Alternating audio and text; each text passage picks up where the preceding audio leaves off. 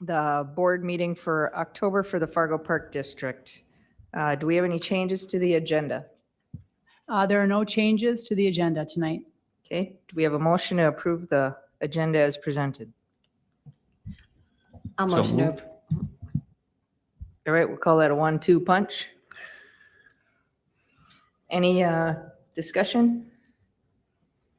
Hearing none. All those in favor say aye. Aye. Aye. Do we have Aaron? Okay. Can you hear me? Can you hear me? All right, Yes. moving on to the consent agenda. Do we have a motion to approve the consent agenda? So moved. We have a motion. Do we have a second? I'll second. Okay. Any discussion? Okay. Hearing none. Jeff, please pull the board. Commissioner Hill, Aye. Commissioner Rosted, Yes. Commissioner Absey, Aye. Commissioner Deutsch, Aye. Commissioner Dawson. Aye. Motion carries. All right, we would normally do the recognition of audience and public comments, but seeing no one who is here to speak, we'll move right into number 2, the director's report. All right, good evening. So I have a few updates for the commissioners tonight. The first is the Yunker Farm Dog Park. Yesterday was the grand opening of the official remodel.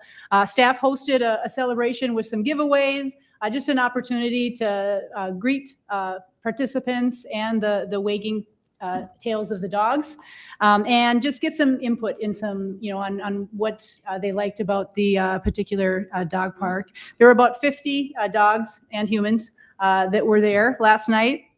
As part of the overall dog park, it has 3 play areas. We are keeping 2 open, 1 closed, and then rotating, just because we want to make sure that the turf, the grass has some time to grow here in the fall season before winter hits. But in each area, there's some benches, covered benches, water fountains, agility structures, and plenty of room to spend some time under the shade. So thanks to everyone who came out and celebrated the kind of grand reopening of the dog park. The second update is at the last planning committee meeting, I think I shared that we were having some issues at Cornerstone Arena with the Fowler rink. And we're still troubleshooting that particular problem, but there is a refrigerant, a leak. We are trying to detect where the leak's coming from. As I said, still troubleshooting, but if everything goes well, they'll start to refill, and we should be able to, as long as they're holding pressure, we should be able to start making ice and have that open end of October, tentatively. But I want to give a shout out to our staff. When they first recognized that they were having issues, they immediately started making ice at the Coliseum to make sure that we were able to honor the different rentals. And, staff worked around the clock to make sure that they were making the ice to be able to accommodate those rentals. So great job to our staff. And then just the last update is, it's that time of the year where staff is starting to have some conversations about golf and closing golf courses. Typically, I think we close El Zagel and Prairiewood, and then Osgood, Rose Creek, and Edgewood. So we'll continue to use our marketing channels and make that announcement when we have an official date. As of now, all of our courses are open, so if you want to get in the last few tee times, you better get out and make those tee times, because with weather, we start to see a decrease in tee times. So those are the only updates I have tonight. Can I Thank you. just ask a question on Cornerstone and Fowler? Is that the rink with the sand or with the concrete? It's the rink with the concrete. So that makes it more difficult. Yeah, a little more difficult. A conversation with Tony today, even if they have to cut through some of the concrete, they could just pack it with sand and then still build ice if we don't have that time, because we want to make sure. I think November is when we do have some regular hockey groups that have been scheduled. So that is our goal, to get that rink reopened. Tell us something. All right, thank you. We're going to move on to number 3, review of the 2025 Fargo Parks outdoor pool season.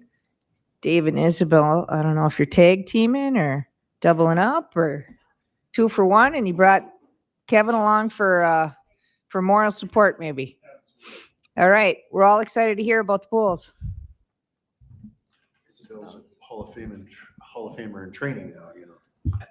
An actual Hall of Famer right here. That's what I'm saying. You're a Hall Oh, of Famer yeah. because you're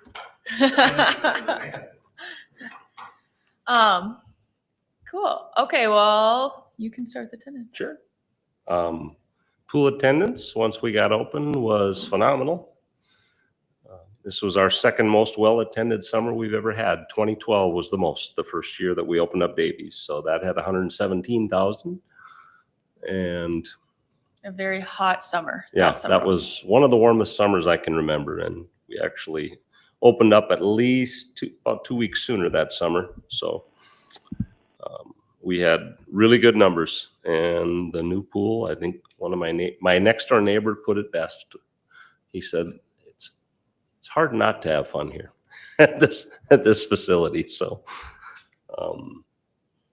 yeah, very, very happy with the numbers we had at the pools.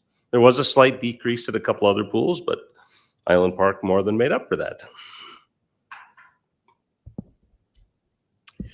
Next. On the attendance, I assume that Island Park is why the other pools were out. Is that what your assumption is as well? Yeah.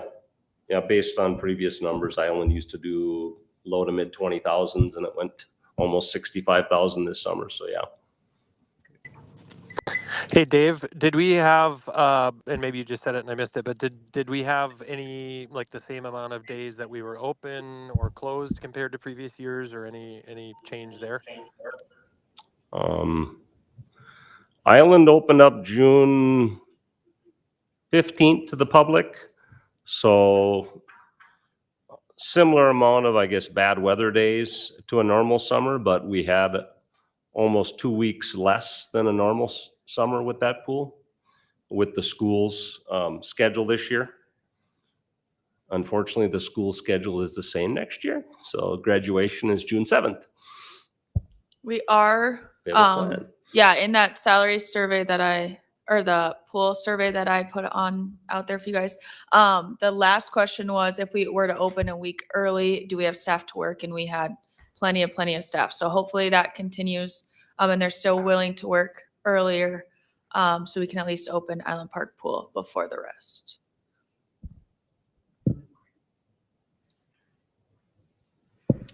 Okay, Island Park Pool's programming. Tot time, cardio club, and lap swim were all held at the same time. That was from 10:30 to 11:50 a.m. Great attendance. Tot time was a huge hit. Cardio club, again, new as people learned about it. They became more aware. They started coming more. And then lap swim, we had our regular attendees and then a couple more, I would say, this year that normally would come. And then we also hosted evening lap swim. That's from 8 to 9 p.m. there. And that grew a lot compared to the previous years. So that was fun to see people enjoying that dusk lap swim. And then we tried adult only night. That was crazy. I mean, I can speak for all of us here that we got tons of emails about how much people loved it if we could continue to do it. So our hope is next year to do it maybe twice a month and make it consistent. And hopefully we can market it out there that these are the nights that are adult onlys, and so that it's consistent, that we don't run into problems again. So Do you know how many people attended that? 700. And that's between the 2 dates. We only had one date, just right? one. Yeah, just one. That was 700. Yeah, it was crazy. Super fun. Everyone really enjoyed it. We turned off the features of the lazy river so they didn't get sprayed in the face and stuff. And they said, even the lifeguards working it, they're like, I'll work that every single time. They're like, no, everyone followed the rules. It was great. So yeah, that was a good success for us. So Did you see more adults on the fly slide as a result of it being just adults instead of? yeah, I was curious if there were much bigger splashes off the fly time slide than when the little guys are going I'm on sure. down.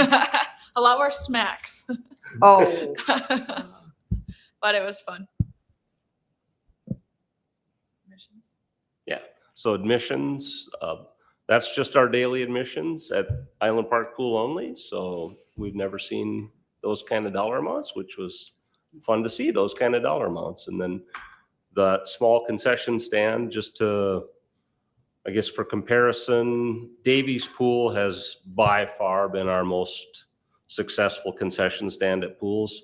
That normally does about 40 to 45,000 a summer. So we pretty much tripled that at our new concession stand at Island. And a lot of that, I want to give credit to Chad Fow, our food and beverage manager. We were able to work with him and he was able to help plan that. So it was laid out very well. There's actually storage, not just any storage, cold storage, freezers. So on days that we were slammed, we typically didn't run out of product because we were prepared for those items. So it was awesome to have a properly planned, well-organized concession stand. What was And I the think- average attendance? Do you know, for Island Park? If you, per Like a day, typical day? Yeah, typical day. I Oh, think- it totally varies on weather. I mean, Okay. it ended I up. mean, there were days mean, I drove by that, the lifeguards are in their 600 jackets. probably. So, I okay, would say. Daily, that'd be per session Yeah. sure. about. But you pay once for the day. Yep, correct. Aaron? Yeah, going back to the concession sales, I think we had kind of a little bit more of a robust offering of items out there as well, correct? Or how did what we offered out there compare to the other, like, did we have more variety at Island Park than the other pools? You're correct. Yeah. That's a good point, Aaron. Yes, we offered a more variety of warm and cold items, where at the other pools, we may have hot dogs, pizzas, they're different cold items, and ice cream products, where we added the Frail machine, which basically like getting a Blizzard at Dairy Queen, and we had the different toppings, the different flavors, the whipped cream. I tried it a few too many times myself, but it was really good.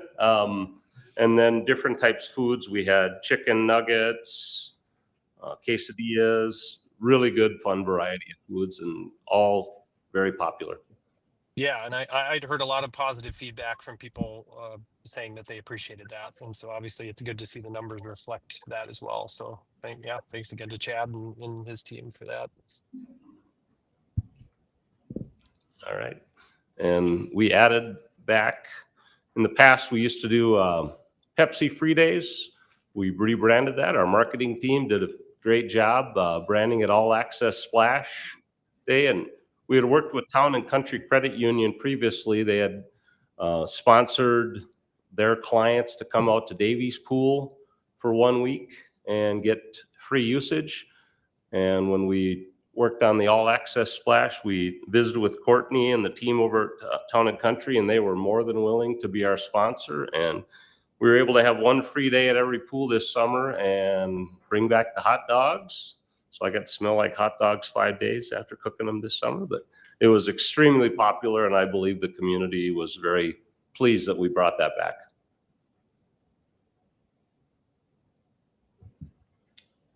Okay, pool staff, we just wanted to put together how many staff members we needed at each pool just to operate this summer.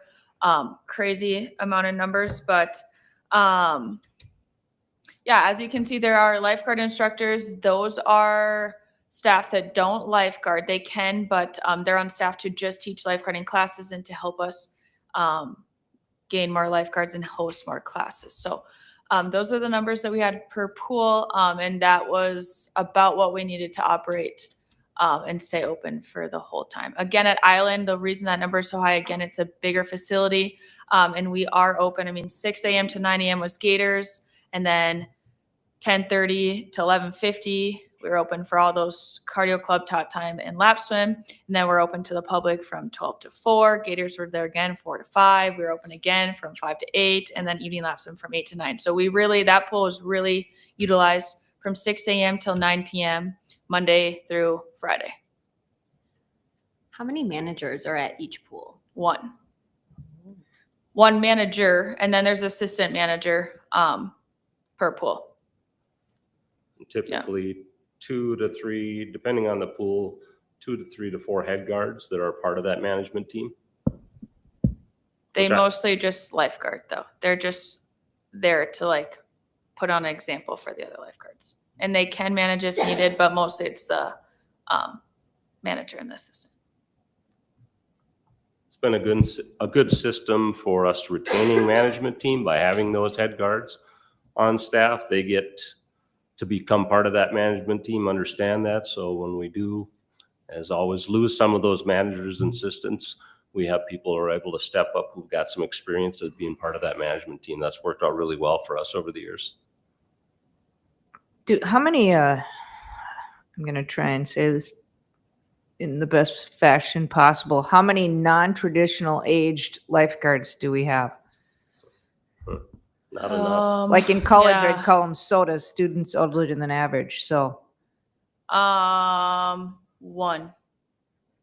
The rest are all college age and college below. or high school, mostly Okay. high school. Mhm. And that one used to lifeguard for us when she was younger. Hmm. My turn. So something we're looking at because of the success of the tot time is we're considering looking at that tot time at Davies Pool next year, right before we open. And then we're also we're working on figuring out with the Gators possible changes to hours. So we will more to come with information on that.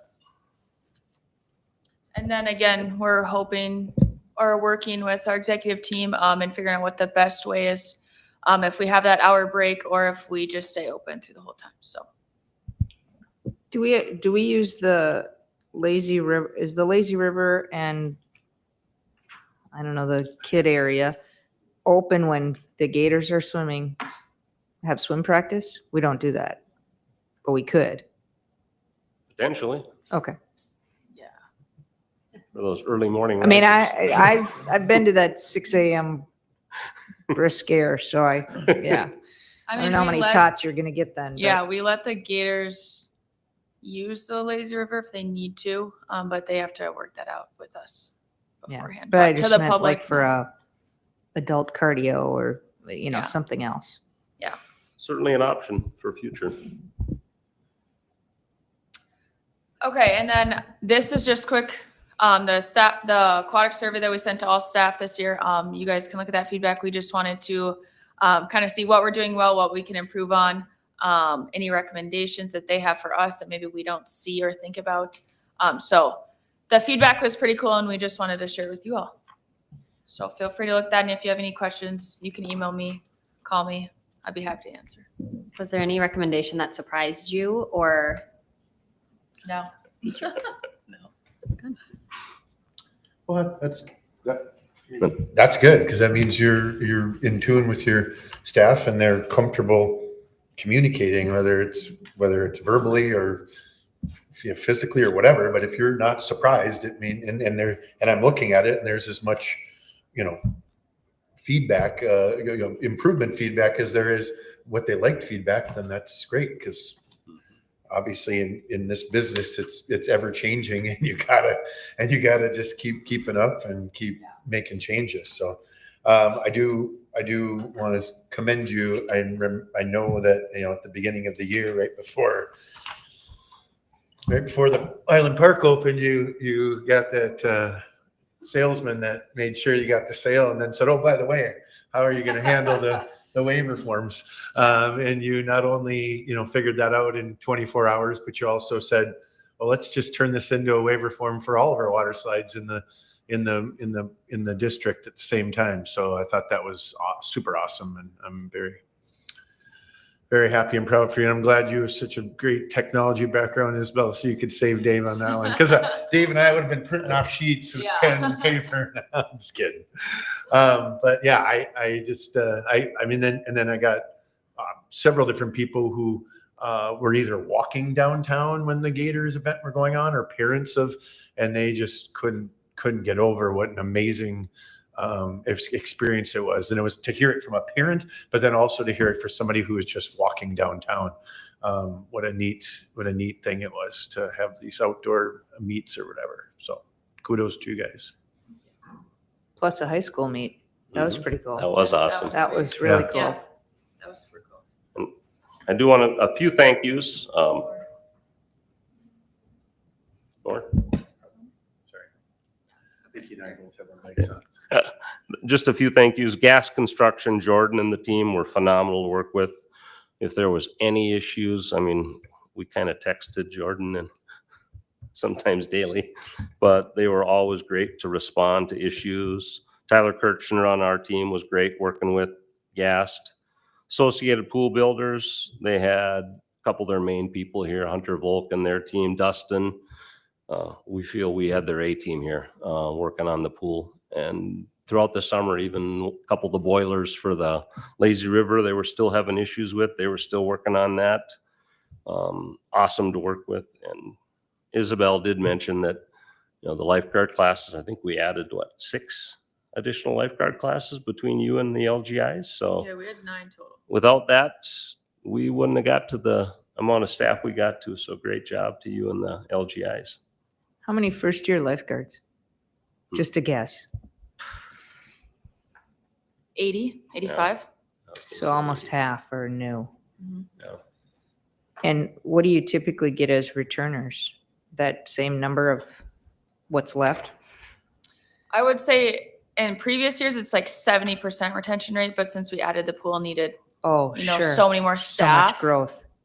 Yeah, adding that in, they were all new lifeguards. So sure. next year, hopefully, we only have to, maybe bring in 40 new lifeguards. So We've been happy with that 70+% return ratio. A few of the water parks we visited thought they were doing good with 50%. And I'm glad we're not that low. well, thank you. That's all we have. Any questions? Any other questions? No, I just make a comment here that all I heard was positivity about particularly Island Park. And it's the facility, but it's the people running. And if there would have been snafus or, trouble getting in and, a bad experience and not a good experience, we would have heard about it. And I didn't hear anything. So it's not just the facility, but it was the guards, it was the people, the staff. It all ran well. So congratulations, good work. Thank you. Like so many other things, we don't realize how many passive people enjoy Island Park Pool. Living near it, I have a number of neighbors who will say, "Oh, the Island Park Pool turned out so great. It's wonderful." And then I'll say, "Well, have you been there?" And they'll say, "Well, no, but I drive by it all the time. I go out of my way on my way home. We walk down there." And so it's a lot of people who are enjoying it without ever going in, which makes it even more special. So, Yeah. so you get to count those in as your happy customers. Good, thanks. Just to add one thing, this facility and the new Island Park Pool, I call them generational facilities. I've never in my 30+ years of running the pools had people call me like this summer from 3 hours away planning trips to our Island Park Pool. So that was really awesome to get those calls. Well, thank you guys. Thank you. Thank you. Great work. Okay, well, Hopefully you Brock put the gets fun say in afterwards. finances, Brock. Thank you, guys. Thanks, guys. Agenda item number 4, the 2026 final budget. Absolutely. Well, Running solo.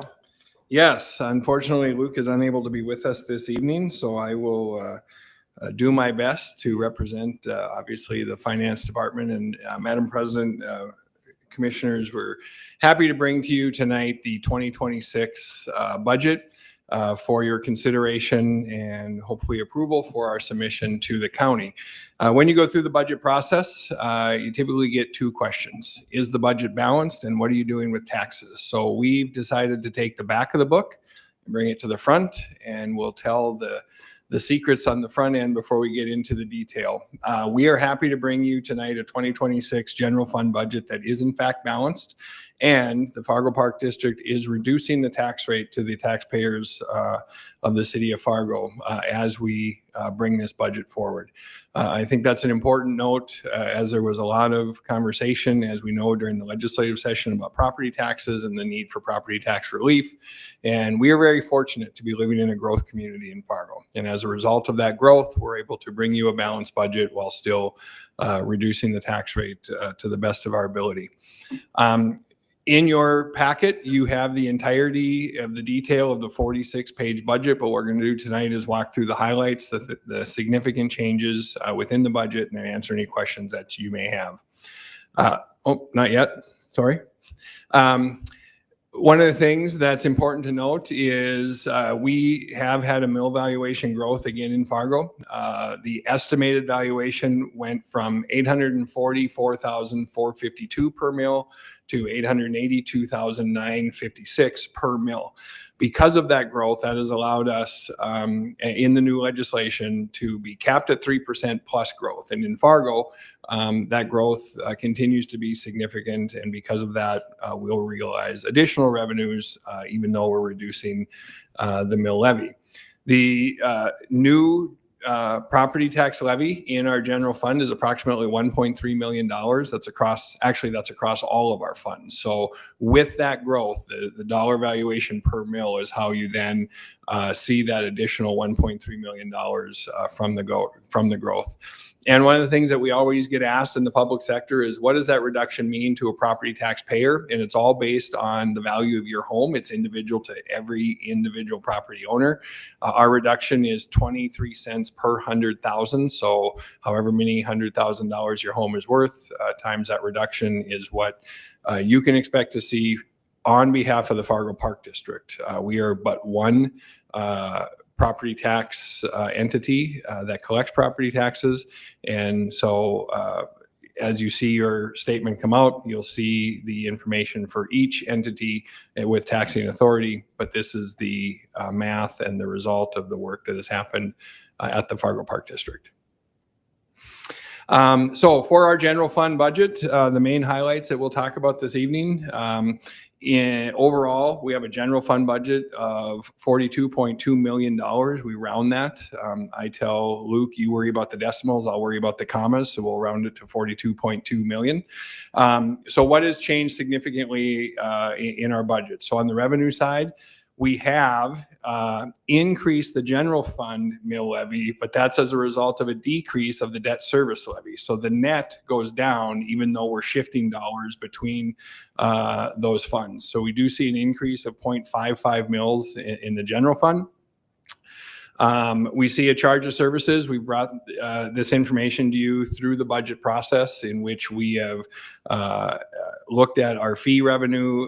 We've asked each of the departments to give an estimate of participation numbers as well as increased fees, and then give us an estimate of what they predict fee revenue, charge for services revenue will come in. We see $249,000 of increased revenue in the general fund from those purposes. Intergovernmental funds, there's two pieces in there. As you know, we have traditionally not budgeted for grant dollars. We have changed that philosophy. When we know we've been awarded a grant, but it's awarded into the future year, we now have decided to add that into our intergovernmental revenues. So we make sure we're accounting for those dollars on the front end.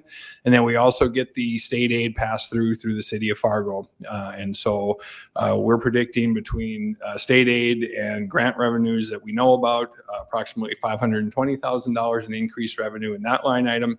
And then we believe we'll have approximately $267,000 of additional interest income. The reason for that is, although our cash reserves are going down as a result of us paying for our capital projects, we were very conservative a year ago for the 2025 budget on what interest income would be.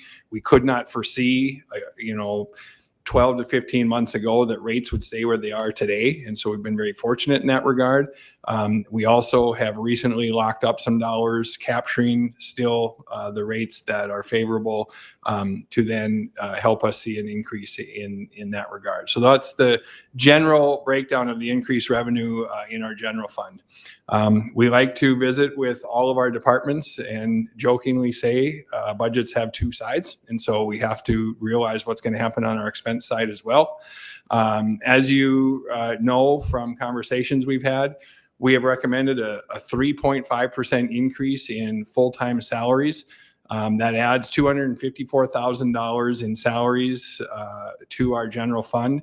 Important to note that we've done that and we've done all the work in the district without adding any new positions into the Fargo Park District. Again, I think it's important to note no new positions have been added to the Fargo Park District in 2026.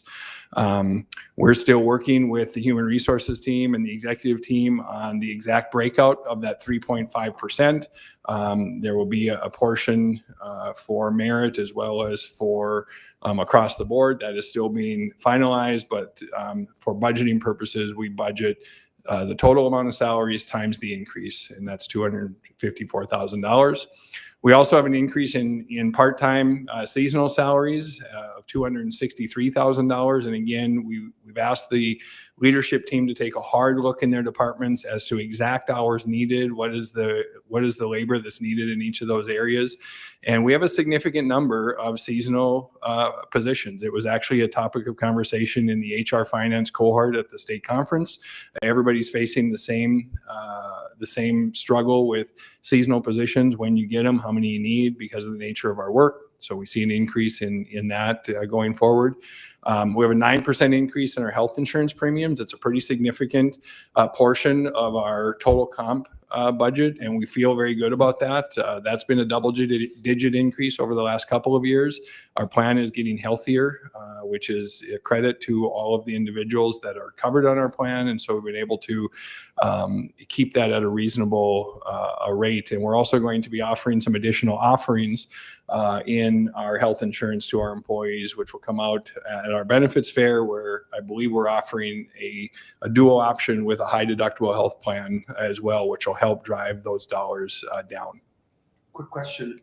So when they talk about the proposed percentage increase for health insurance premiums and each business has a different one or whatever, it's based off of the amount of monies that people that are covered under that specific policy used in the years past that the insurance is making an adjustment for, not necessarily just all of their users that are on that quote unquote plan from all the different companies? So yes and no.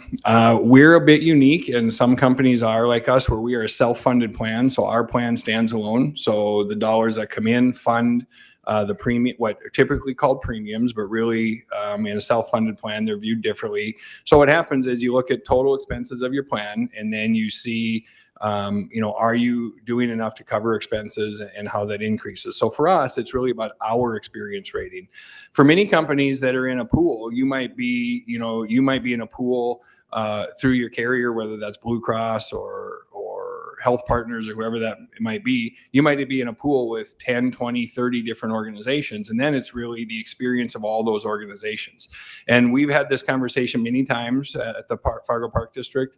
The challenge with self-funded is it's all on you. The benefit with self-funded is if you've got a very healthy plan, then you can really cover the expenses of your plan. If you're in a pool and you have a healthy plan, but 5 other your cohorts have a very unhealthy plan, you're all pooled into the same piece, and premiums are based on the whole. So it's a little bit of both depending on what plan you're in. But for us, it's really based on our employees and our plan. We obviously, as with every year and costs go up, we have utility. We work with our utility companies. We're expecting a 3.5% increase in utility costs. We actually we're happy to see that. I mean, costs are what they are, and they're going to go up every year. And I think that's a reasonable and acceptable piece that we were happy about. One of the big pieces in our budget is equipment and park improvements, and this is really our ongoing maintenance and keeping up our facilities throughout the park district. $7.6 million in the 2026 budget to really do extensive amount of park-wide improvements. And so, we've talked about the capital improvement plan, we've talked about deferred maintenance, we've talked about ongoing operations, and we're putting $7.6 million into both equipment upgrades as well as improvements of our facilities and our parks and all of the pieces that we keep up in 2026. And then we have a $1.94 million, $1,940,000 transfer to capital projects. We have presented on several occasions our CIP process and how do we improve that process going forward for projects that are over $250,000 and take more than 2 years to fund. Deputy Director Beats has presented that to you on multiple occasions, and that list continues to grow with opportunities as it melds into our strategic plan, our park system master plan. And so we have to fund that on an ongoing basis. And so we do a transfer from our general fund to our capital projects fund to help fund that on an ongoing basis. So that's our general fund. Question, couple Yes. questions. On the revenue side, do we have any federal dollars that pass through the intergovernment revenue, and with the government shutdown, does that have any effect? Commissioner Rosted, for our purpose, it does not, because the federal government shut down. Very few of our dollars come for our general fund come from the federal government. And so we feel pretty good about that. That is a question I've been asked more than once in the last week to 10 days. So we feel pretty good about that. But stay tuned. There's another budget we'll be talking about that we need to stay very tuned into with VSS, because a lot of federal dollars coming to there. Okay. Yeah. And then on the health insurance side, on the monthly premium staff pay, approximately what does that look like? And has it changed much over the years, or has it been pretty stable? Or I don't recall the exact dollar amount monthly, but the cost share is 75-25. So 75% of the premium is paid by the Fargo Park District and 25% is paid by the employee. And so those are coming in. I can get you that information from our budget, but if you look at the health insurance line in your packet, you'll see the last 2-year history. But I can certainly forward you exact numbers, but 75-25 split. And that's, there's been growth. Health insurance costs continue to go up. I think in the time I've been here, the last couple of years, growth has been in the 15 to 18% range. And so health insurance coverages have continued to rise. So yeah, there's been change for sure. so like when we see the 9% increase, does that mean the premium is a 9% increase? Correct. So that the 25% that's on the back of the staff? That is correct. Okay. Additional questions on the general fund? All right, then we have our debt service fund, and this is really the piece that's tied to our special assessments and our debt service for major projects that we've done. As you know, we're sitting in a facility that we took on debt to fund, and we raise taxes specifically for the debt service. The way the debt service fund works is that you can only levy for the exact dollars it takes to make the payment. And so as we're in a growth market, the levy goes down because you need less mills to get the same amount of dollars to make the payment. That has allowed us to shift those dollars to the general fund while still maintaining debt service. So at the end of the day, this becomes a net zero because of how we can only levy those dollars, and the county works the math backwards for us when we give them our debt service payments. So the good news is this is a mill if you're in a growth market that continues to go down. If you're in a growth market, knock on wood. We had lots of conversation about that last week at the state conference as well, and the property tax limitations, and being in a growth market very significantly helps, and I think we're all grateful for that for sure. We have our capital projects fund. This is what we've discussed with you as we fund our CIP, and we presented for your approval previously. We have approved in the 2025 budget $4.35 million in projects through the CIP plan. Those projects are the renovation and upgrades to really the infrastructure of Cornerstone Bank Arena for the purposes of making sure that's serviced the right way and operational.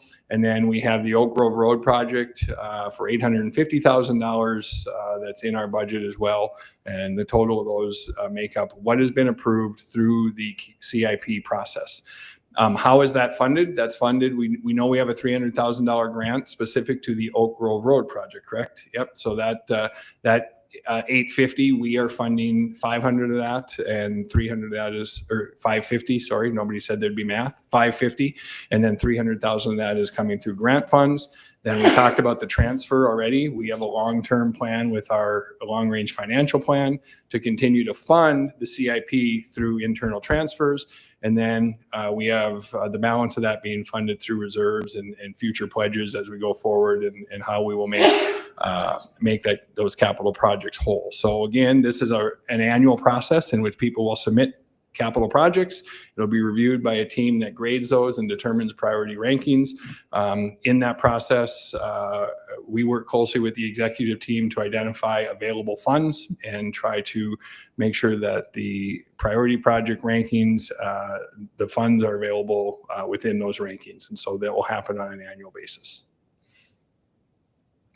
The final one is Valley Senior Services, and we don't get into great detail of the budget. Again, it's in your packet, but to your question earlier, Commissioner Rosted, we did find out kind of late in the game, based on how dollars are allocated through state and federal government. There was a decrease of approximately $500,000 in state or federal allocation for programs offered through Valley Senior Services. So we worked hard with Paul and his team to really determine how we're going to offset that. We do bring you a balanced budget for Valley Senior Services as well. Note that Valley Senior Services is funded through county mill levy dollars through the 7 counties that we serve, and state and federal funds. And so we have no direct dollars from the general fund of the Park District going to Valley Senior Services. Certainly we provide indirect services through mostly the administrative side of Jane's area to Valley Senior Services, but no direct mill levy dollars or tax dollars. So this is one we are keeping an eye on with the government shutdown, with other things the federal government's doing. At some point, depending on what things get cut to balance the federal deficit, this is an area that, decisions get made outside of us, and then we respond to them accordingly. So we continue to emphasize the importance of senior services and make sure that we can offset that as much as we can. But this is one we are very definitely keeping an eye on. With that, I would stand for any questions you have, but I think in summary, we want to make sure that we emphasize that this has been a very strategic process in a growing community. We believe in a grassroots approach to budgeting. We work very closely with the entire leadership team, all the middle managers, all the staff throughout the district to really build their budgets from the ground up and then submit them centrally to the finance department. And we help them in any way we can to think about priorities and available funds, et cetera. Investments continue to be key investments in facilities and infrastructure. As you see, we cannot leave facilities behind and not maintain them. And so we continue to put a significant amount of dollars into capital improvements as well as equipment. And then again, the stable tax rate that we've been able to have, we can have a small decrease to the taxpayer while still growing the dollars that come in. And I think that's really a credit for some of the things that we do in the efficient manner in which we try to operate and make sure that we're providing services to the community while not taxing at a rate that doesn't make sense for our citizens. With that, I will stand for any questions that you might have regarding the budget. I think that finance is math with dollar signs. You said there wouldn't be math. Right. I think it is. Just saying. I just want to say thanks for the efforts. It seems like you guys get better and better at this every year and start sooner and sooner every year. And it's nice to see the focus on the long-term things, this looking ahead before the roof is leaking and the equipment's broke down. And I understand that there's a lot of things that staff probably want to do with some of the money that would be more fun and enjoyable, but realizing the necessities of how we're going to handle this very large park district going forward. So I appreciate the efforts that everybody's put in. It's a big lift. Thanks. And I think to build on that, I want to make sure to, give appreciation to the work that really happens throughout the Park District. I get the opportunity to stand up here and brag about a balanced budget and a reduced tax rate, but all the heavy lifting is happening within the departments, the leadership team, the management team. We are a resource and we meet with every department and try to help them the best they can. But we firmly believe if they build it, they know exactly what's in there. They put the detail in there. They are accountable for it because they've put it together. And it ends up making our job a lot easier when everybody's been involved in that process. So the credit really goes to the entire Park District's staff and the leadership of the Park District that really stands behind, we need to be balanced, we need to be responsible. Let's be working on a needs-based budget and really try to keep in mind being good stewards. And so although I get to present it, it's a lot of work by a lot of people throughout the district. Yeah, and I'd just like to comment, I've gone through the budget process several years now, and the past 2 or 3 years now, it feels like we're being more strategic, thoughtful. We're coming in and despite a lot of the projects we've done, the big projects we've got, this year we're even, maybe down a little bit. That's so we're being very thoughtful in our budget process and strategic as well. So congratulations to the staff for what they've done.